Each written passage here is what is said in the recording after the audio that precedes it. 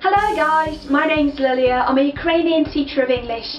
I presume because you're watching this video you want to know a little bit more about what it looks like to be in the Cambridge speaking test, what it takes you to get through the test, to get a good result, because today I'm sharing my impressions with you. I took my CPE back in June and I got an exceptional mark for speaking, and back in April I did a little video on tips what you should and shouldn't do during your speaking test if you want to get through it with a really good result.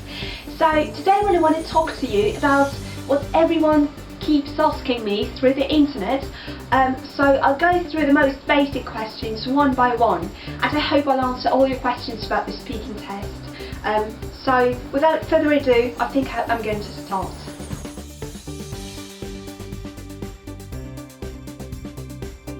In terms of the atmosphere at the exam, I've got to say that the atmosphere was really relaxed and the examiners were super friendly.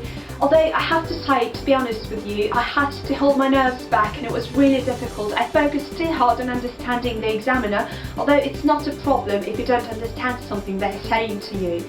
My partner didn't quite understand one phrase and she re-asked the examiner. She asked him to repeat that, and he did repeat that, and they didn't mark her down for that. So it's not a problem, don't worry if you don't understand. One more thing about being relaxed in the exam, they're trying their best to make you feel relaxed.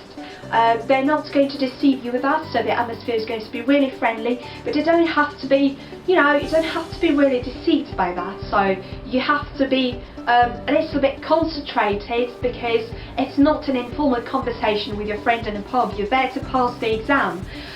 So don't be deceived by their friendliness, and still try to do your best in the exam and think of the best phrases that you can.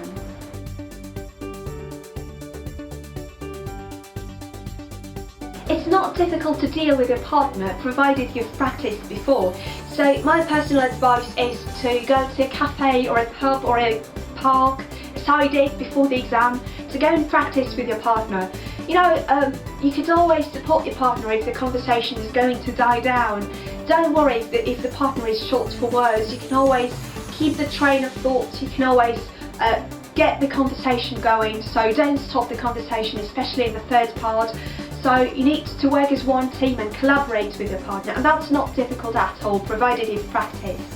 So you could learn a special strategy with your partner: who speaks first, who continues the thought, who goes next, and that's not difficult provided you practice.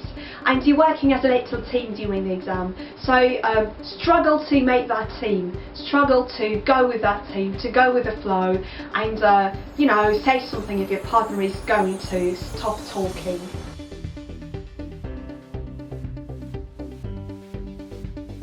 In the exam I had a little problem connected with my speaking pace. So I tend to speak really fast compared to other students of English, and when I was doing my individual on turn, I ran out of ideas when the first minute's finished, and I had the whole 1 minute in front of me and I didn't know what to do because I had no ideas to speak about. So I had to slow down my pace a little bit. So my advice would be, if you don't know what to say, if you've run out of ideas, try to speak a little bit slower. So slow down your pace. When people are nervous, when they're annoyed, when they're in a difficult situation which is nerve-wracking, they tend to speak faster. This is a normal thing, but try to slow down, try to relax a little bit. Look at the smiling examiner, they're there to help you, so try to slow down.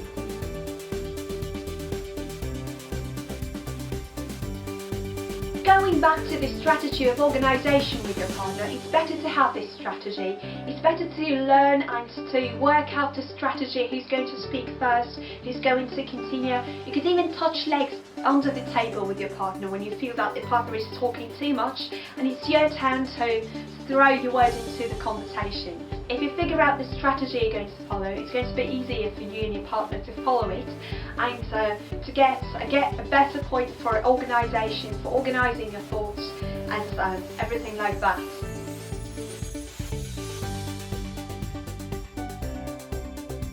A lot of students are afraid they're going to be interrupted in the middle of the sentence. You don't have to have that fear. I wasn't interrupted even once. Normally the examiner will let you finish the sentence, and then they'll say, okay, thank you. This is what they normally say. They say thank you. Don't be worried. It's an okay situation if you get interrupted. Of course you can be interrupted if your sentence is very long, if it's this long, it can be interrupted. But normally they're not going to interrupt you just in the middle before you finish your thoughts. So they're really good people. They're good psychologists normally, so they will let you finish your thoughts before they interrupt you. So those were the basic things I got as impressions during my speaking test. I hope they'll help you to calm down a little bit when you're doing your test.